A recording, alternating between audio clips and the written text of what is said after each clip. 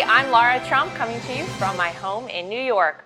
If you're pro-God, pro-America, pro-gun, and pro-duck hunting, then you're pro-Trump in 2020. Joining me is the host of Unashamed on Blaze TV and the author of Jesus Politics, How to Win Back the Soul of America, Phil Robertson. Phil, welcome to the show. Hey, good to see you, Laura.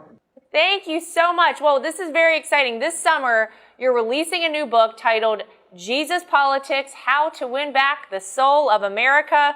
Tell us a little bit about the book.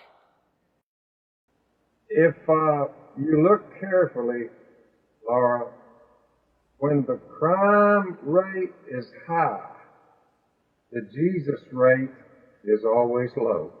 Oh, When the interesting. Jesus rate is high, the crime rate is way down. You have Jesus saying the greatest commands in the entire Bible. Listen to this. Love God and love your neighbor. Laura, for crying out loud, what's the downside to that? I agree. Jesus Politics is like, why don't we try loving God and loving each other for a while with all of this vitriol and ad hominem attacks from this group and that group and holler. I think it's spiritual warfare more than political warfare, but I'm just trying to get people to do those two things. Just love God and love your neighbor. Come on. Well, those are very wise words. I think we could all take a cue from that. I think it's fair to say, though, that President Trump really has helped to restore faith and family in America today. What do you think about that, Phil? Donald J. Trump. I've been watching these presidents come and go. I'm 74, the same age as Donald J. Trump. Yep. He has done more for Christianity, more for Jesus than any president we've ever had. I've watched him carefully. When I first met him and he was running for office, I said, Donald, whatever happens, don't miss this. And I showed him God becoming flesh, Jesus dying on a cross, being buried and raised from the dead. And your daddy-in-law, he looked at that. He said, He said, when I showed it to him, he said, what is that? So I pointed him to Jesus, the removal of our sin on a cross, the resurrection. I said, Donald, there's a 6-foot hole waiting on all of us. I said, Jesus solved that for us. I said, whatever happens, whether you win or lose, don't forget that. And I was starting to walk away, and he said, hey, he said, can I have that piece of paper? I said, sure. And I gave it to him. So when I've talked to him since then, he reminds me of that day, and I'm happy that he listened to the story about Jesus. Wow. Well, you obviously touched him, and I think he took your words to heart, and you're right. Look, he has done more for religious freedom in this country, really, I think most people would agree, than any president before him. You look at what is being done right now, Phil, in the time of the coronavirus, when we are all sort of locked down or have been locked down across this country, you see that many individual freedoms have been restricted during this pandemic, including one of our freedoms being infringed upon is our right to go to church, to practice our religion freely. What are your thoughts on what we've seen happen throughout this pandemic, throughout all these shutdowns across the country? Common sense normally prevails. I just want my fellow brothers and sisters to remember that where 2 or 3 are gathered together in my name, you just said, I will be there. That's right. So look, pandemics come and pandemics go. The term going to church is not even in the Bible. We are the church.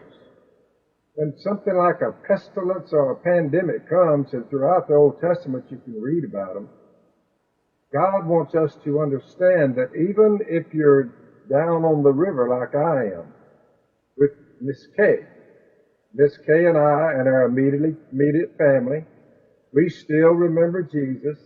I'm still preaching the gospel via the internet. Laura, think about it. I've never bought a cell phone. I don't have one. Wow. I've never clicked on to the internet.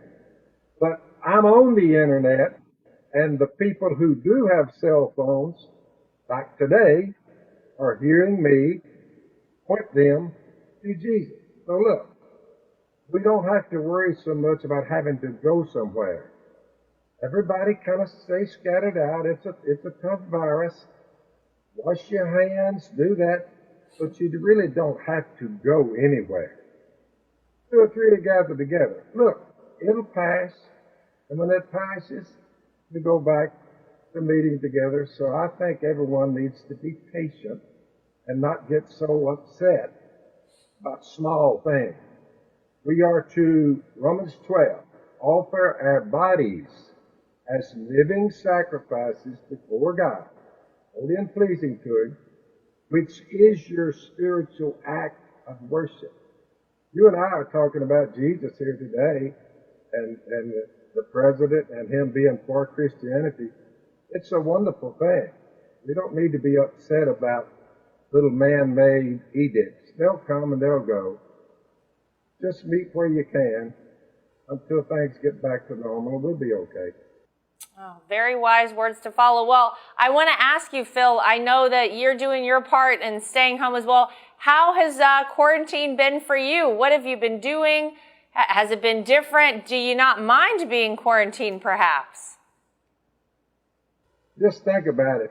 We're catching our fish fresh right out of the river. So we catch our fish and we clean them, and we're eating fried catfish and blackened crappie and jambalaya and gumbo. So the meals have been terrific. Trust me, girl, I'm not missing anything.